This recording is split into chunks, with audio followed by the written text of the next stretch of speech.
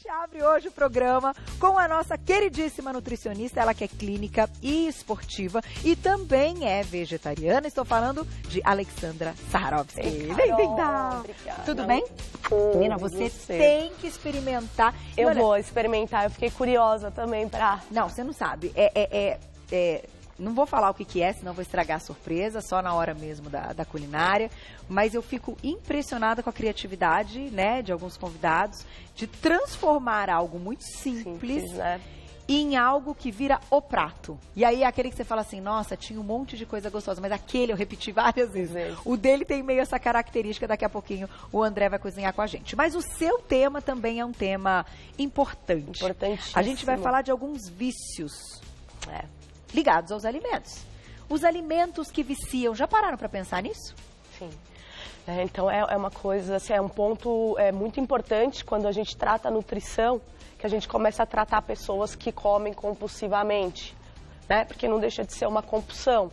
Eu costumo falar que é mais ou menos o mecanismo que tem de droga no cérebro, né? E então, que é ligado a alguns componentes de alimentos. Componentes alimentares também. Tá. Né? Então, é um sistema de liberação de dopamina, né? Que alguns pacientes, algumas pessoas têm mais presente do que outras. Por isso que muitas pessoas não conseguem parar de comer ou comem os alimentos que a gente chama viciante de uma forma compulsiva, de uma forma exagerada também. Entendi. Né? Agora, claro, tem gente que não tem essa predisposição, mas tem pessoas que têm. Que tem. Né? Também está ligado a uma parte genética? Sem dúvida. Genética, comportamental, né? De fato do alimento, muito sensorial também, né? Porque, por exemplo, eu gosto de dar um exemplo, né? As cores dos pacotes, por exemplo. Você olha um bombom, tem aquele, né? Rosa. Bonito até, né? Brilha, né? Você abre a embalagem, todo mundo sabe que você está comendo um bombom, um salgadinho. Entendi. Você coloca na boca, tem a crocância. Aí vem o gosto do açúcar, da gordura. Tudo isso influencia. Interessante, né? isso. Por isso é a questão, e o marketing, lógico, as empresas e a indústria se aproveitam de todas essas questões. Que a gente aqui não presta atenção. Quando você olha ali uma abobrinha na feira, coitada da abobrinha. Exatamente. Ela é uma abobrinha, você não tem pacote, fala, né? não tem brilho. Não tem nada, mal tem gosto, né? Para quem não tem costume de comer, né? Exatamente. E aí ninguém fala, eu tenho compulsão por abobrinha, por exemplo. Que vontade de comer uma abobrinha. Ninguém fala. Faz toda a diferença. Vamos colocar então aqui, a gente já vai começar com a nossa primeira tabela, a gente tem algumas. Vão chegando perguntinhas do público no @VocêBonitaTV e a gente vai desmembrando aqui a nossa mesa de hoje para começar a segundona. Já tentem, gente, já é segunda, vai. Segunda eu acho que merece um foco aí nessa questão. Alimentos processados são ricos em...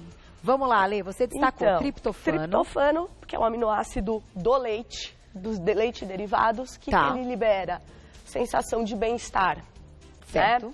As gorduras, né, que ajudam a regular a liberação de insulina, na formação de hormônios.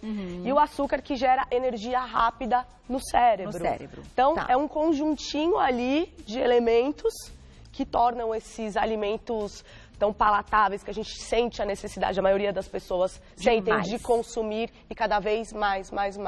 Outro ponto que a gente fala também é a recompensa, né? Do cérebro mesmo, né? Que é imediato. Que é imediato. O prazer está relacionado muito com a recompensa que o cérebro responde também. Não, é imediato. Você põe na boca, você e já sente, morde, muito rápido. Às vezes você nem precisa mastigar muito. Tem essa questão também. Milkshake, o que você mastiga de milkshake? É verdade. Não, é o açúcar.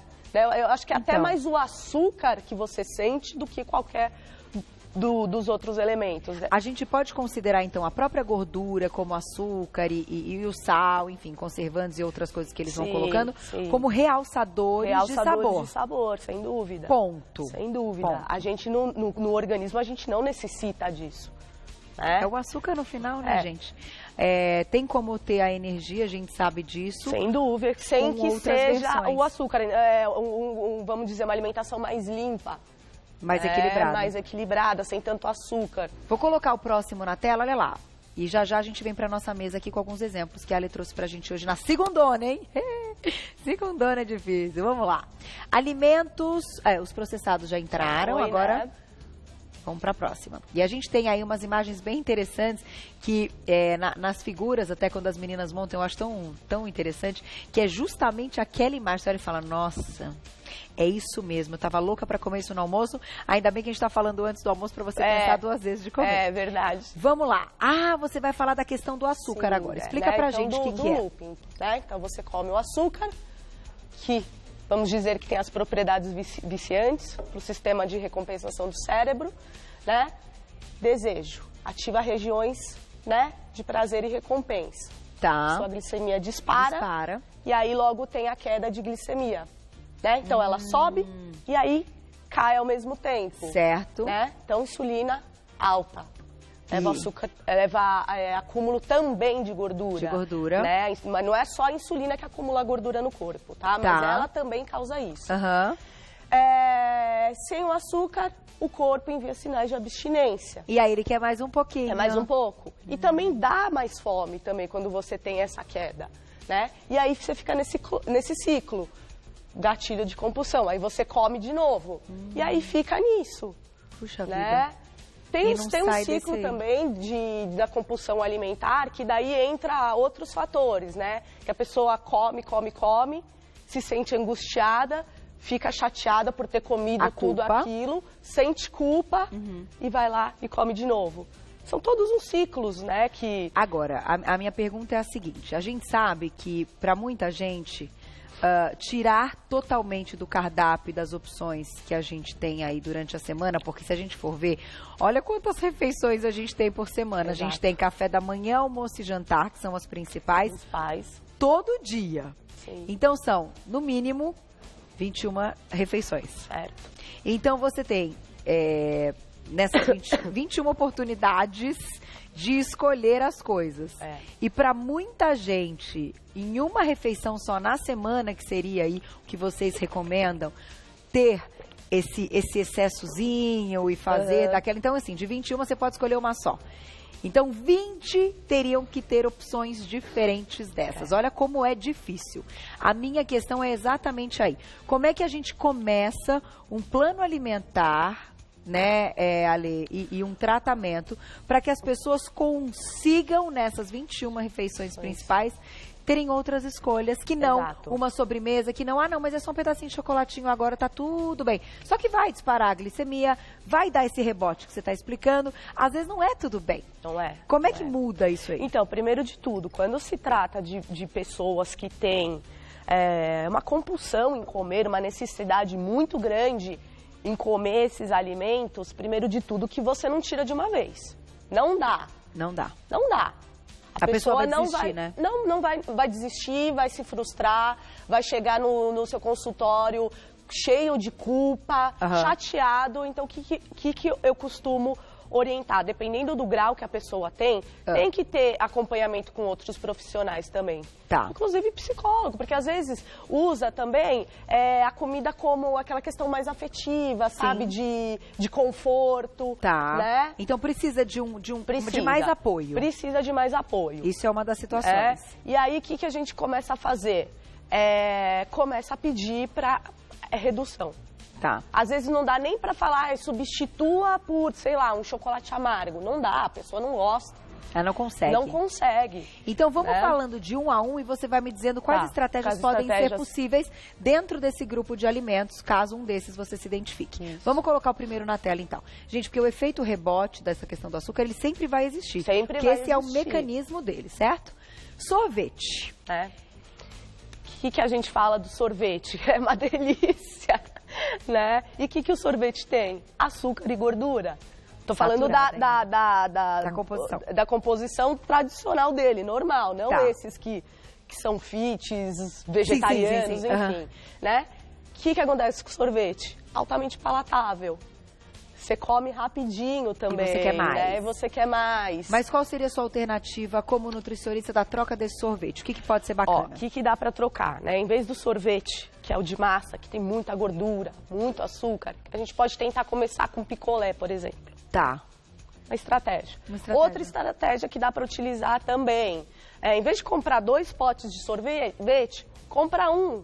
Compra um pote menor. Para não ficar em casa e você ficar todo o tempo ali abrindo geladeira e vendo que o pote tá te chamando. Sabendo disso, Porque faz assim para você, né? Vem. E você sabe que isso é uma pegadinha com panetone também agora no final do ano, porque os panetones, eles são destes também. É por isso que eu dou pros meus pequenininhos. Semana que vem eu vou trazer meus pequenininhos. Aí eles olham, mas é o pequenininho que faz né? Porque aquilo acaba, você comeu e ele acabou. Aí não tem mais, você fica partindo e olhando. Não é, eu vou falar pra minha diretora tem cara que ama um panetone, né, Glaucia? Isso acontece com você? De abrir? Não, aí quando ele tá lá, ele fala, vou pegar só mais um pedacinho porque eu passei por aqui e vi. Aí ela acabou de falar, não, e aí você fala da questão do panetone e o cheiro que tem, e o aroma. E o aroma. E aí o que te lembra o panetone? Natal, família, e vai toda aquela questão, é uma questão emocional muito forte ligada à alimentação. É verdade. Né? Não tem só o simples ato de comer, não, é um todo, é um conjunto, por isso que precisa, por isso que tem vários profissionais trabalhando para controlar a compulsão. Então, gente, essa dica da Lê eu acho que é bem válida para começar. Se você ainda não consegue tirar e quer muito aquele sorvete, menos. Tenha um pote menor. Outro ponto que a gente sugere também, em vez de pegar uma taça de sorvete grande, pega uma menorzinha. Come devagar, presta atenção no que você está comendo. Diminui a quantidade. Você colocaria 2, 3 bolas, tipo aquele que a sobrinha pôs ali. Só que na prática, diminui. Já ajuda. Porque tem muito estudo falando que a pessoa come menos utilizando prato, copo, taça. Diminuindo. Diminuindo. Eu vou fazer um parêntese, olha que coisa interessante. Me ligaram, não vou dizer quem, mas alguém que trabalha aqui comigo. E as meninas, às vezes, ligam para pedir algumas alternativas, porque sabem que eu coloco em prática muita coisa há muito tempo, ligada a essa área. E aí ela diz assim, Carol, era domingo, né? O que eu escolho de sobremesa? Me dá uma dica, Carol, como é que eu escolho uma sobremesa saudável? Eu falei, bom, a primeira dica tente escolher uma que não tem açúcar. Para alguém que não tem a menor ideia e quer uma sobremesa no dia, veja se no lugar que você está e naquele cardápio tem algo que já não tem açúcar. Já ajuda. Ajuda, Aí claro. depois eu coloquei as sugestões de frutas que eu acho que são também bem-vindos. O abacaxi e o morango que eu aprendi com vocês. Mas, o primeiro ponto é pensar, eu vou comer isso aqui. Peraí, deixa eu ler o rótulo, tem açúcar? Né, Ale? Fica como um dever de casa, né? Sim. Vamos colocar o próximo, olha lá. Além de sorvete, batata frita. Batata frita também. Qual que é o combo da batata frita? Carboidrato, gordura, sal. Sal. Né? Porque o sal também, ele estimula, né? Realçador de sabor. Realçador de sabor. E aí é complicado, E aí é complicado. A galera que come batata frita é tipo vício mesmo. A Não, batata frita é um vício, né? Vício, E aí aquela coisa também do crocante, do cheiro... Né? E aí, o que a gente fala de batata frita? Bom, alguns já utilizam aquela panelinha que faz sem óleo. Sem óleo, né? Outra alternativa é pedir porções menores, né? Dá para fazer bastante coisa no forno, que fica legal também. Fica legal. Fica interessante. A gente já ensinou umas alternativas, mas fato é, se a pessoa tiver com muita vontade de comer a batata frita, ela vai comer. E assim, Carol, nada é proibido. Não é proibido, só que a pessoa que está naquela situação de compulsão, né? Você não vai... É justamente ela que você não vai proibir. Tá. Porque, presta atenção, tudo que é proibido parece que... Dá mais vontade. Dá mais vontade. É verdade. Você fica desesperado com o negócio. Entendi. Aí eu não posso, mas eu fico pensando o que eu quero, Isso que é o problema de falar, vou começar a dieta. Você já fica ansioso porque sabe das limitações. Então, não tem dieta restritiva. Não serve para todo mundo. É o que eu costumo sempre falar. Dieta restritiva não é para todo mundo. Porque pode trazer uma compulsão na sequência. Se beneficiam, algumas pessoas conseguem seguir, mas não é todo mundo. Aí, próximo na tela, olha lá. Outro alimento que é batata que vicia. Chocolate. É que é muito gostoso, É muito gostoso, Puxa vida. E é aquela coisa também, né, da gordura e do açúcar. Né? Mas já tem tanto chocolate nacional, adoçado com xilitol 70%, que é tão gostoso. Então, Carol, mas não é todo mundo que gosta. Tem gente que não consegue, Então, o que a pessoa também tem que começar a fazer? É adaptar o paladar para outros sabores. Porque também tem muito de vivência do que você teve na infância também. Como que foi criado o seu hábito alimentar na infância. Não é verdade? É verdade. Então, por isso que é legal trabalhar com criança, porque você já vai adaptando o paladar né? Para novos sabores, para outras opções mais saudáveis. Mas eu acho assim, se tem em casa, você vai comer. Não, lógico, claro que A minha dica é sempre não tem em casa. Outro ponto. Não estoca esse tipo de alimento. Não precisa você comprar 5 barras de chocolate. Não precisa você ter 3 pacotes de salgadinho. Vai comprar salgadinho, tem pacote assim, assim e menorzinho. Vai no menor. Porque senão... Você sabe que tem a hora que você tiver vontade, que sua cabeça te pedir, porque é o vício, lembra do vício? Em algum momento vai pedir. Aí você tem, aí você come. Vai estar mais perto, vai estar mais próximo. Né? Você vai estar dando de cara sempre ali com o alimento. Além de chocolate, a gente tem... isso é muito gostoso, né? O macarrão, assim, eu acho que de todas as coisas, eu já no meu estilo de vida low carb há 6 anos, o que eu ainda acho mais gostoso é um macarrão. Né? Mas daí você tem que desenvolver as técnicas, né? Ali a gente tem o pupunha, tem a abobrinha, mas não vai ser nunca a mesma coisa. Não vai ser nunca a mesma coisa, né? Assim, o macarrão, eu acho que não é nem não principal. É grave. Não é grave você comer macarrão. Dá pra entrar com macarrão na dieta. O problema é quantidade. Né? É carboidrato. Dá vontade de comer mais. Farinha, dá vontade de comer mais. Assim como pão, biscoito, né? E aí você faz um molho maravilhoso, aí que você come o molho. Nossa, o molho é o... Sabe o que eu gosto de sugerir? Para fazer uma transição, mistura a pupunha no macarrão. Entendi, um pouco dos dois. Um pouco dos dois. Boa, porque você faz volume e ainda assim não é tudo de macarrão. A textura fica diferente, fica o gostinho do macarrão. Puxa, gostei. É uma alternativa. Boa dica, é uma alternativa. E ele se parece, o pupu, então tá ali no molho, no momento que você pega uma garfada, vem o sabor dos dois. Exato, então já te dá uma... Exato, e aí é legal porque assim, as texturas são diferentes também. Porque o paladar, a questão de comer também tem muito a ver com a textura. Puxa, que legal. Que a gente come salgadinho? Porque faz crack. Ele tem, perfeito. Agora, se tem uma coisa que eu estava parando para pensar, essa questão dos alimentos que são fritos. A maioria das frituras, ela é ligada sempre a algo que é o carboidrato. Você não frita, assim, a proteína, né? Sempre tem que ter o carboidrato junto, tem que ter a farinha junto para dar essa liga para virar uma fritura. Dar a crocância, a única coisa de proteína que a gente frita é quando a pessoa vai num fundi e ela bota no óleo a carne.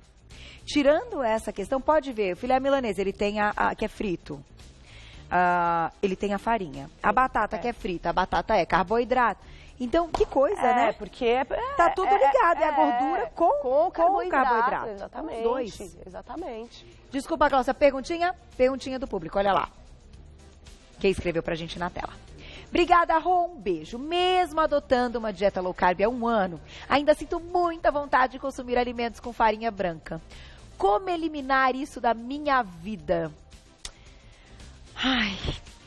Então, a questão do macarrão aí, da farinha branca que ela cita, eu acho que essa dica que você deu é fantástica. De misturar, porque ainda assim, você continua low carb. O low carb tem um limite. Tem um limite, exatamente. Né? Você sabe que na minha prática clínica eu não gosto de proibir nada e não adoto nomes para as dietas, tá? Certo. É mais de acordo com o que o paciente me traz, né? E assim, será que precisa tirar tanto assim? Será que não entra uma cotinha ali de uma farinha branca, de vez em quando? Escolher o momento. Né? Porque como eu costumo te falar, não é o macarrão que vai te dar problema, não é a batata, e sim são os excessos, são as quantidades, né? De repente, a prática da atividade física no dia que entrar esse alimento. Também. De repente, comer um carboidrato ali, né? Diminuir alguma coisa ali também da alimentação, né? É o equilíbrio, né? É o equilíbrio. No fundo, é o equilíbrio. Mas a nossa intenção e objetivo dessa pauta é realmente fazer com que você entenda que isso é um vício. Porque ele tem esse mecanismo. É um mecanismo, exatamente. Né? E a pessoa precisa entender que também não é num primeiro momento que ela vai conseguir bloquear isso. Né? Então é interessante ter sim a equipe multidisciplinar trabalhando, né? E às vezes precisa entrar com alguma classe de medicamento, mas daí é o médico que vai dizer, né? E é assim, e às vezes é um tratamento que leva mais de 1 ano. Porque quanto tempo na vida a pessoa seguiu esse estilo? Comendo desse jeito. Concordo. E não vai ser no primeiro momento que você vai fazer tudo certinho, tudo equilibradinho.